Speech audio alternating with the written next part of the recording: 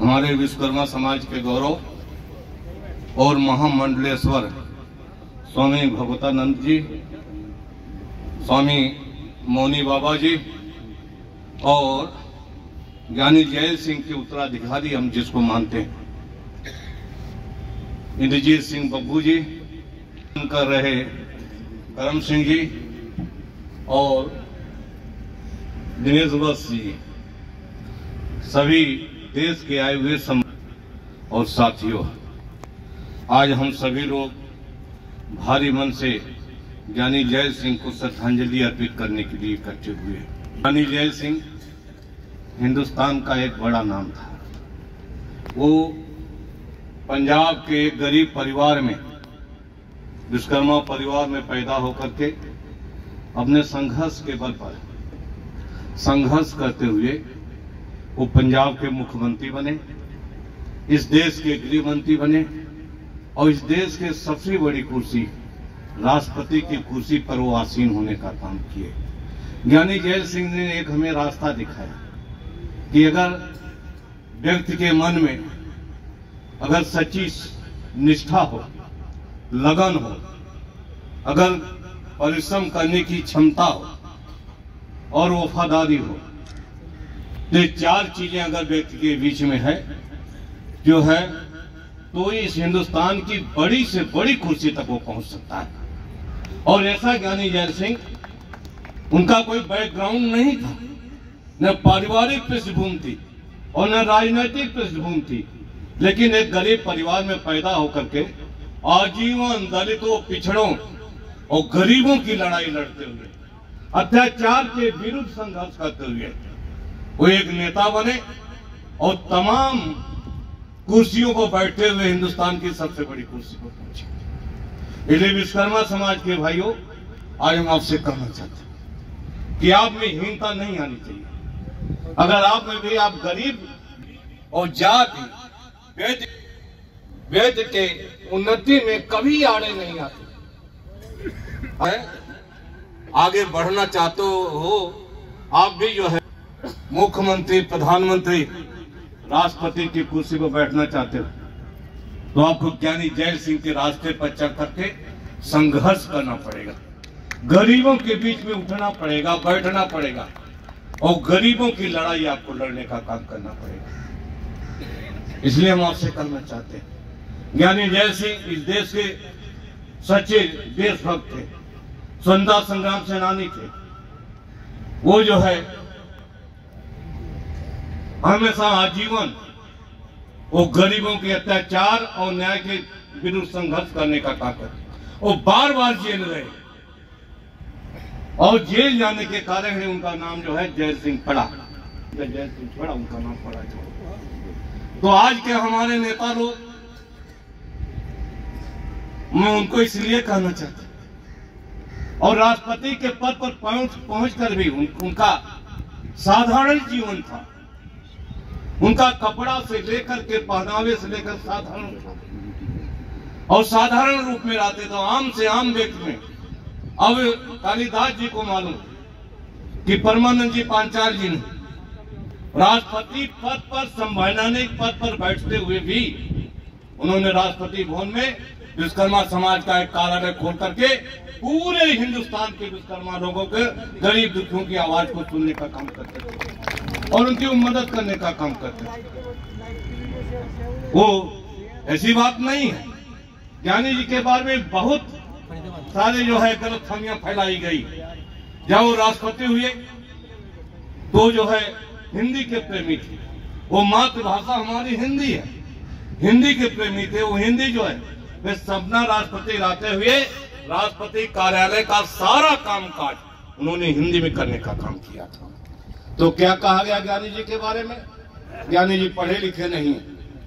कहा गया अंग्रेजी नहीं जानते, वो अंग्रेजी भी जानते थे, लेकिन मातृभाषा में प्रेम होने के कारण उन्होंने हिंदी में काम करने का काम किया। जो लोग नहीं जानते हैं ज्ञानी जी के बारे में, उनके बारे में बताना चाहता हूं। और हिंदी का इतना बड़ा प्रेम उनके साथ कि एक बार संघ लोक सेवा आयोग के सामने IAS की परीक्षा में हिंदी लागू करने के लिए वहां के तमाम जो है दलों के लोग और तमाम जो है छात्र धरने पर बैठे थे। ऐसा जमाना था कि जब आईएएस में केवल अंग्रेजी रहती थी तो गांव का गरीब का लड़का, पिछड़े का लड़का, दलित का बेटा, जो है किसान का बेटा, अंग्रेजी नहीं जानने के कारण आईएएस में सिलेक्शन नहीं होता था, कलेक्टर नहीं बन पाता था। ज्ञानी जैल सिंह का राष्ट्रपति का प्रोटोकॉल होने के बाद ज्ञानी जैल सिंह पीसीएस आईएएस में हिंदी लागू करने के लिए वो प्रोटोकॉल को तोड़ करके लोक सेवा आयोग, संघ लोक सेवा आयोग के सामने धरने को बैठने का काम किया था। और उन्हीं का ये नतीजा हुआ कि आईएएस की परीक्षा में हिंदी लागू हुई और हिंदुस्तान के वर्ग के दलित समाज के लोग, हमारे विश्वकर्मा समाज के लोग अगर आज आईएएस बन रहे हैं, ज्ञानी जैल सिंह के उस प्रयास का है, हिंदी लागू करने का है कि जिसके कारण आज लोग है हिंदी में परीक्षा दे करके आईएएस बन रहे हैं, वरना हमारे लोग कलेक्टर कभी नहीं बन सकते थे। ये है इसलिए हम कहना चाहते हैं, इसलिए हम आपसे कहना चाहते हैं, 2-3 बातें आपसे करना चाहते हैं कि हमें खुशी है कि आप जो है यहाँ पर आए हुए हैं और यहाँ पर आपने जो है लेकिन संकल्प आप लेने का काम कर, संकल्प ज्ञानी जैल सिंह लेने का काम करते थे। कांग्रेस पार्टी में लगातार रहते हुए भी, कांग्रेस पार्टी की लगातार सेवा करने के बाद, निष्ठा रखने के बाद वो गृह मंत्री से लेकर के राष्ट्रपति तक के पहुंचने का काम किया था।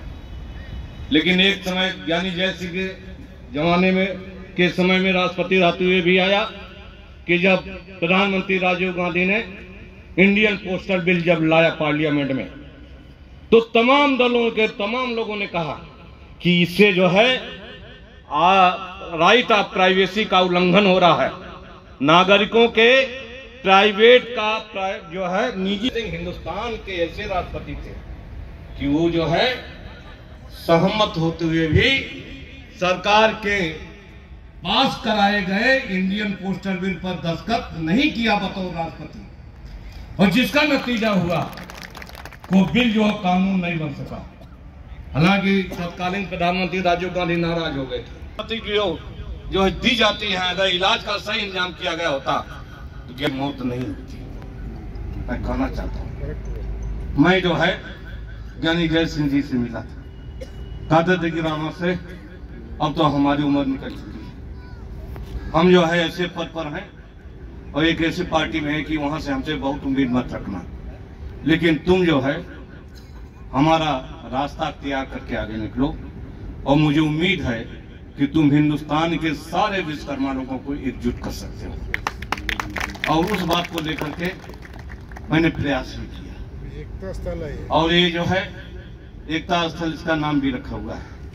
इसलिए आज हिंदुस्तान के जितने भी तमाम संगठनों के अध्यक्ष, तमाम समाज के नेतागण, रामगढ़िया समाज के नेतागण, पांचाल धीमान से लेकर के जांगीर समाज और जितने भी समाज के लोग आए हुए हैं, उत्तर भारत से लेकर के दक्षिण भारत तक जो है, हम सभी से कहना चाहते हैं कि कोई न कोई हमें में से कोई ज्ञानी जैल सिंह बनने का काम करे, कोई बनने का काम करे, पूरा समर्थन रहेगा का काम करे। और ज्ञानी जैल सिंह बनने के लिए ज्ञानी जैल सिंह जैसा आचरण करना पड़ेगा। ज्ञानी जैल सिंह के व्यक्तित्व को और कृतित्व को अपने जीवन में उतारना पड़ेगा। पहले ज्ञानी जैल सिंह को पढ़ो, ज्ञानी जैल सिंह को जानो और जानने के बाद फिर जो है ज्ञानी जैल सिंह बनने का काम करो। कि आज इस अवसर पर इतने लोग आए हैं, हम जो है अपने आयोजक साथियों से चाहते हैं और दिनेश जी से कहते हैं, कोई ऐसा रास्ता निकालिए। पूरे देश के नेता आए हैं, पूरे देश के सभी संगठनों के लोग मिलकर के एक ऐसी बड़ी ताकत बनाई कि जो हमारी जो लगातार उपेक्षा हो रही है वो उपेक्षा न हो सके।